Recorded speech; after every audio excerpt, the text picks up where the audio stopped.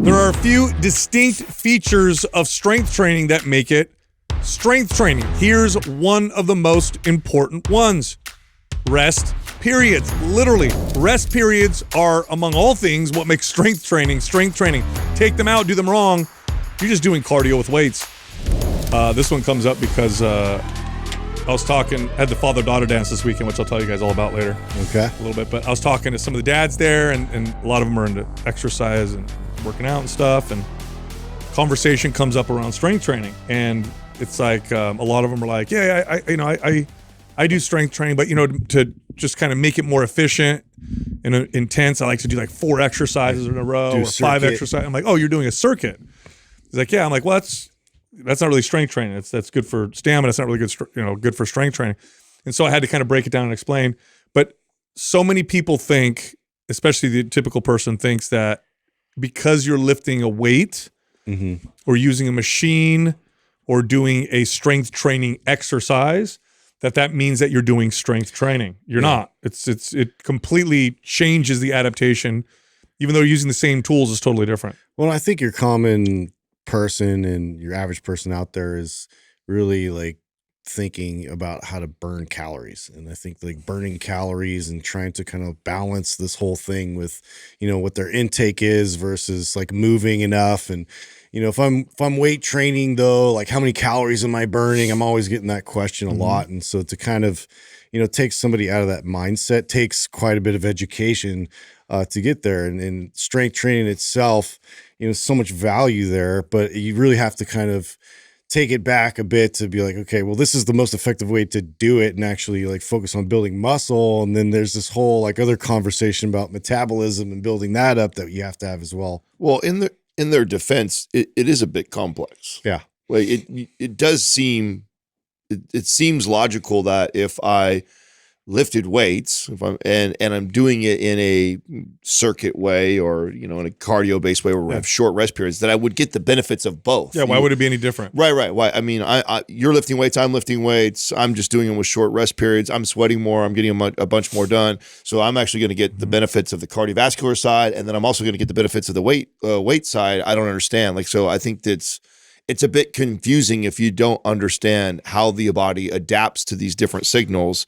And so sometimes I feel like even when I explain to somebody, they kind of like nod their head like, yeah, okay, 100%. but they still go back and do it. This is good for me. You know why? Part of the problem, and this is what I realized this weekend, part of the problem is that we call them rest periods.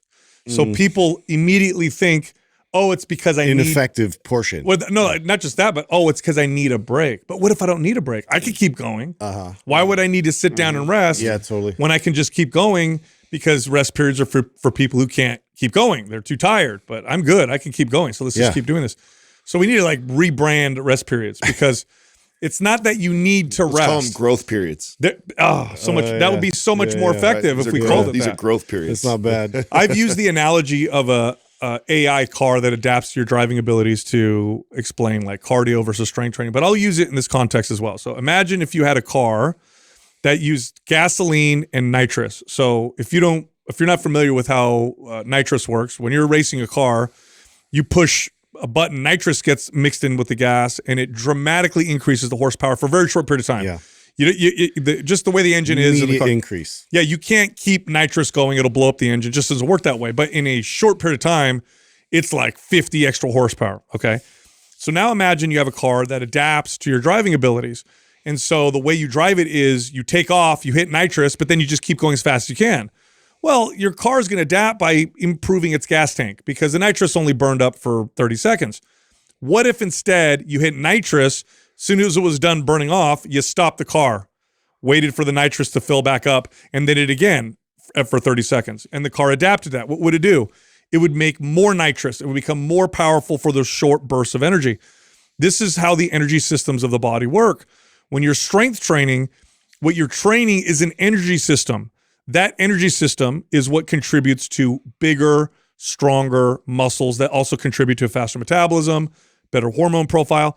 If I train through that and just keep pushing, I'm now outside of that energy system, and now I'm training other energy systems, which are more stamina and endurance based, which is okay if that's what you want. But if the reason why you're doing strength training is to speed up the metabolism, to build and sculpt the body, then get out of that energy system. You want to train for strength.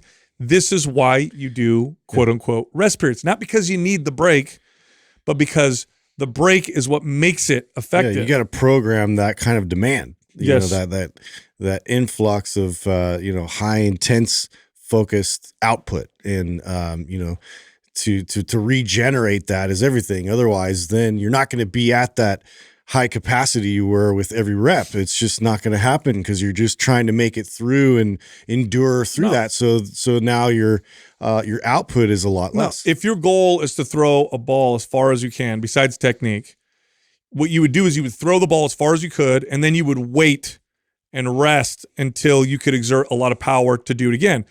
You would not be effective if you just kept throwing the ball over and over and over and over, and over as many times as you could until you got exhausted. Obviously, each throw would go shorter and shorter and shorter until you couldn't move your arm, and you wouldn't achieve the desired outcome.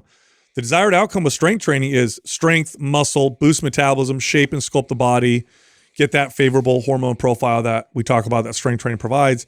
When you get rid of the rest periods, you're literally now not doing strength training anymore. And so as I explain this, you could see people's, light bulbs going like, because what people, what they said to me is what I've heard so many times, which is, oh, but what if I don't need a rest?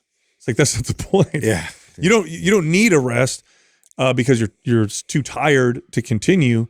You need to rest because that's what makes this strength training. But yeah, we need to call it something else.